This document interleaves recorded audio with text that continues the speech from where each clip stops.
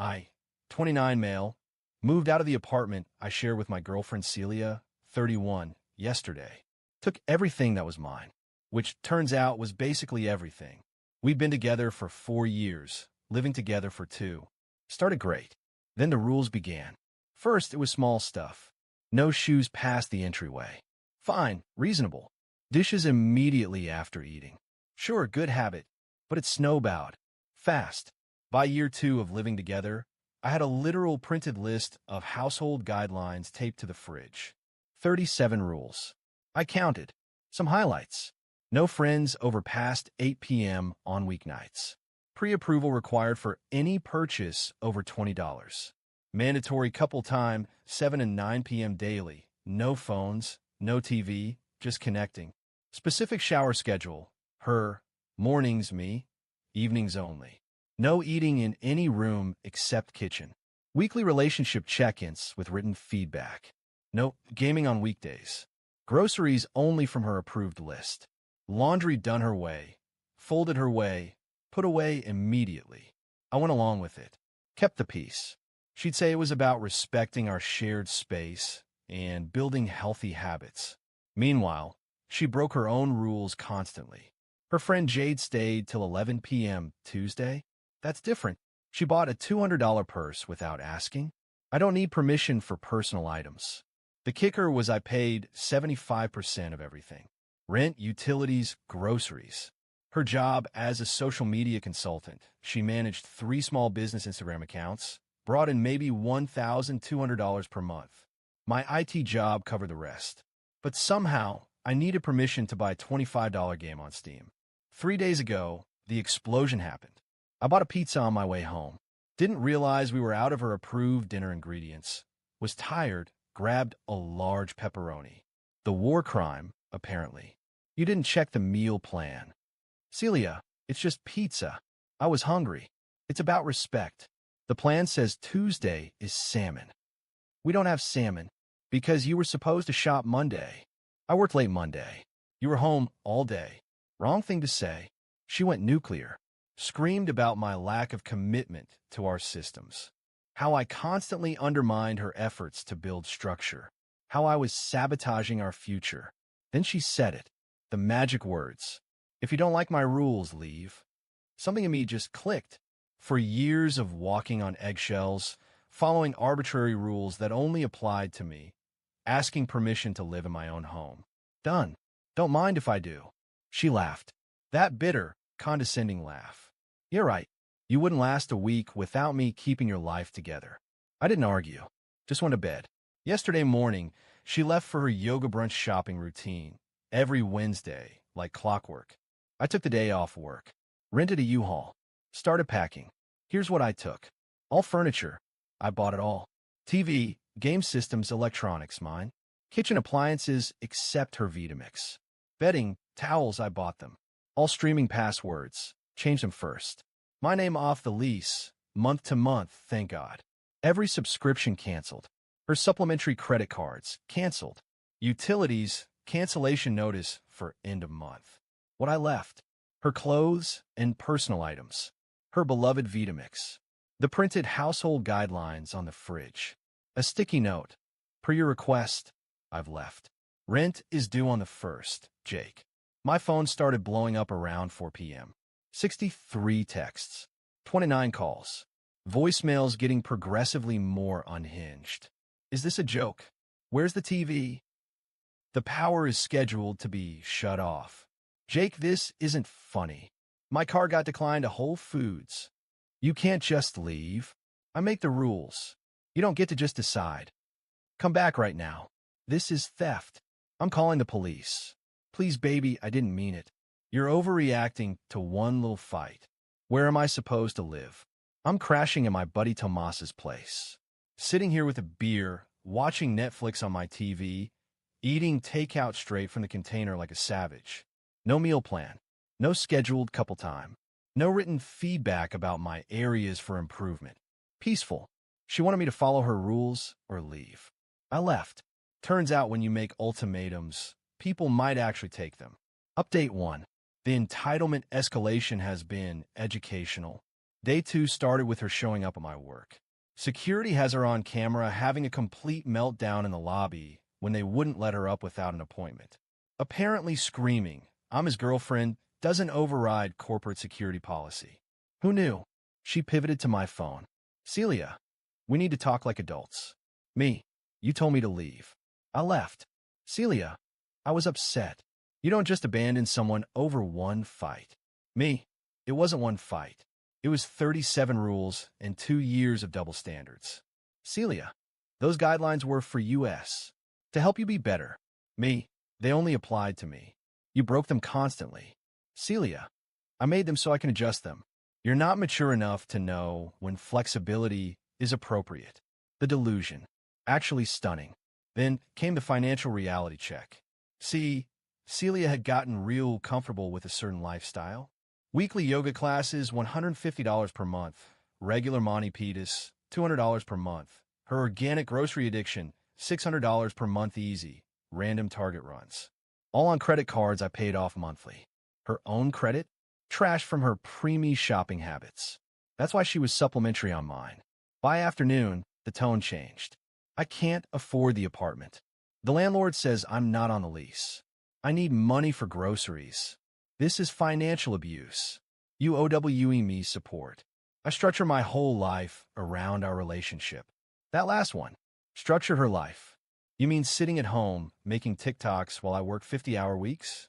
Then came the proxy attacks. Her mom called. Her sister Dina texted. Her best friend Layla sent a DM novel about how devastated Celia was, how I ripped away her stability. My response to all of them, she told me to leave. I left. But here's where it gets good. Layla let slip something interesting. Apparently, Celia had been bragging for months about how she had me properly trained, how her relationship system was revolutionary. She was planning to start a coaching business. From chaos to control, how I transformed my boyfriend. I was her test subject, her success story. And now her whole plan was ruined because the lab rat escaped. Day 3 brought legal threats.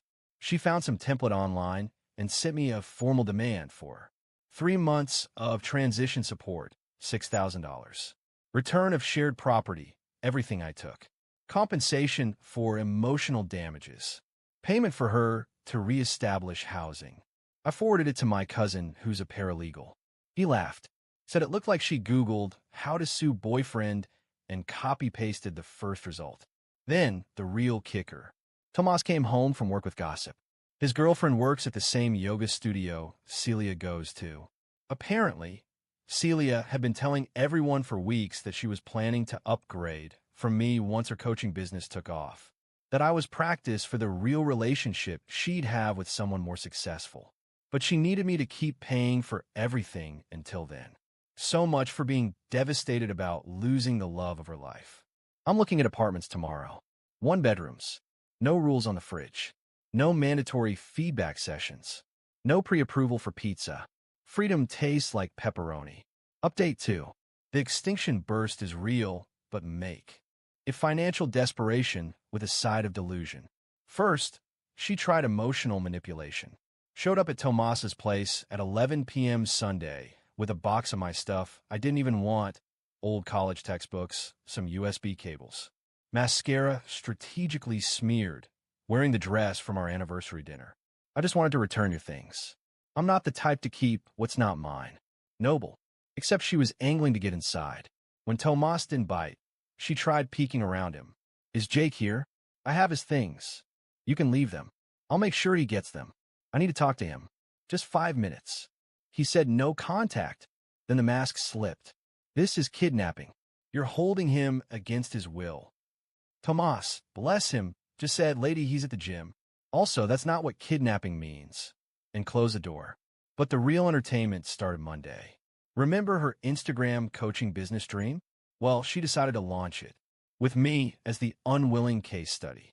Posted a whole series, When You've Given Too Much, recognizing emotional manipulation. According to her version, I was chronically unemployed. I've had the same job for 5 years. She supported me financially opposite land. I refused to contribute to household management. I wasn't allowed to. I abandoned her after she set healthy boundaries. 37 rules equals healthy. I stole shared property out of spite. I took what I paid for. The comments were initially supportive. You go, girl. Know your worth. Then people started noticing things, like the tag locations on her old posts, expensive restaurants that I paid for, vacation photos that I funded, haul videos with my credit card. Someone commented, wait, if he was unemployed, how did you afford all those trips? She deleted it, but people screenshotted. The narrative started crumbling. Then Wednesday happened. D-Day. I found a perfect apartment. Put down the deposit. Moving in this weekend. Texted her that I'd be getting my remaining stuff from our old place Friday afternoon, and she needed to be out. Her response was magnificent in its entitlement. You don't get to tell me when to be in my home. It's not your home. You're not on the lease. I've lived there for 2 years as my guest, which ended when you told me to leave. You can't make me homeless. I have rights. You have until Friday. After that, the landlord handles it. She tried calling the landlord. Poor Mr. Peterson had to explain that no, living somewhere doesn't automatically make you a tenant if you're not on any paperwork and don't pay rent. She screamed at him too. Thursday was the negotiation phase. Suddenly, I was the love of her life again. She'd reflected on her mistakes. The rules were just her way of showing love. She'd gotten carried away with the structure. We can start fresh. No rules. Pass. Just a few rules. The important ones. No. Jake, please. I'll go to therapy. Great idea. Good luck with that. Then, the final attempt. The Hail Mary. She sent photos of her in situations with a message. Remember what you're giving up. I replied with a photo too. On my new apartment key. Already got something better. Radio silence for 2 hours. Then, you're making a huge mistake. I'll give you one last chance to fix this. Come home by tonight or we're done. We've been done since you told me to leave. I didn't mean it. I did. Friday afternoon came. I showed up with Tomas and another buddy, Diego. The apartment was instructive. She trashed it. Not violent damage, just stopped doing anything. Dishes piled up. Garbage overflowing. Laundry everywhere. The woman who demanded hospital-level cleanliness had been living in filth for a week because she literally didn't know how to maintain a space without someone else doing it. She sat on the floor. I'd taken the couch, surrounded by printouts. Apartment listings she couldn't afford. Job applications for positions she wasn't qualified for. Loan applications that were clearly going nowhere. Happy now, she said. You've ruined my life. You told me to leave. I left. I didn't mean it. Then you shouldn't have said it. We loaded my stuff in silence. She tried one more time as we were leaving. I'll change the rules. You can have friends over whenever. You can eat in the living room. Please. It was never about the rules, Celia. It was about the fact that you thought you had the right to make them. The last thing I saw was her standing in the doorway of the empty apartment, holding that laminated list of rules, looking absolutely baffled that her system had failed. Final update. So this is how it ends. Not with a bang, but with a whole lot of reality checks. First, the immediate aftermath.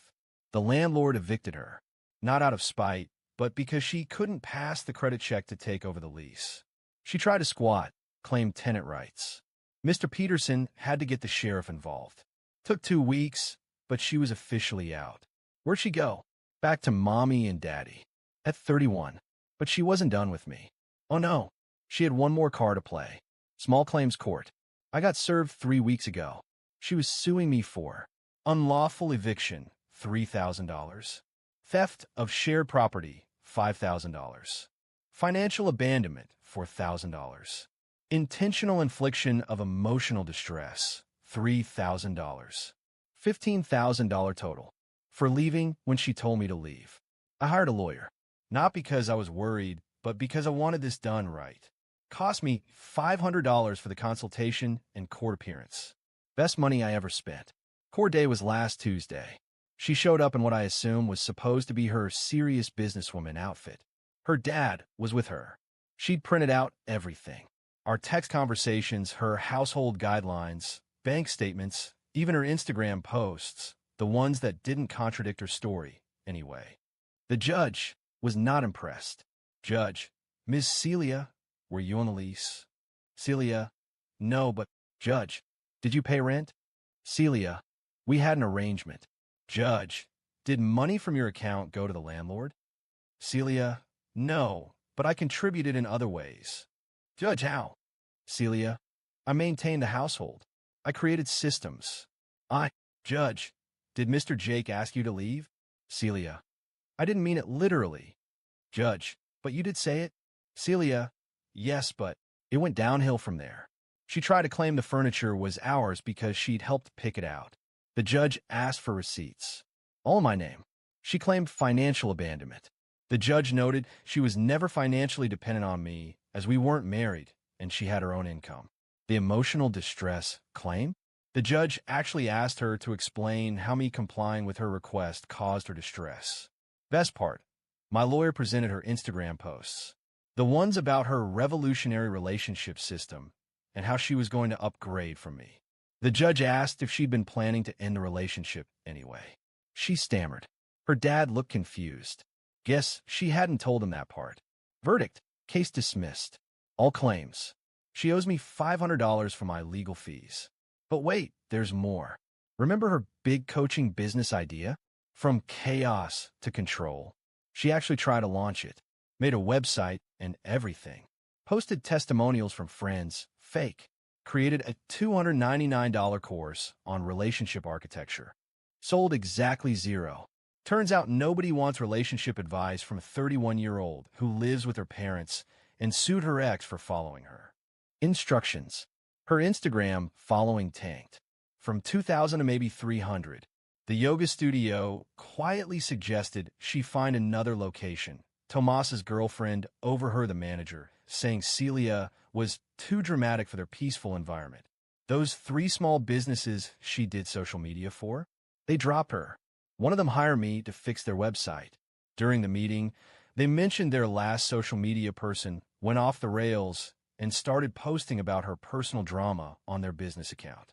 Last I heard through the grapevine, still at her parents' house, working part-time at a vitamin shop, dating some guy from her gym who apparently loves that she's so organized, still posts about toxic exes and knowing your worth, still has that laminated list of rules.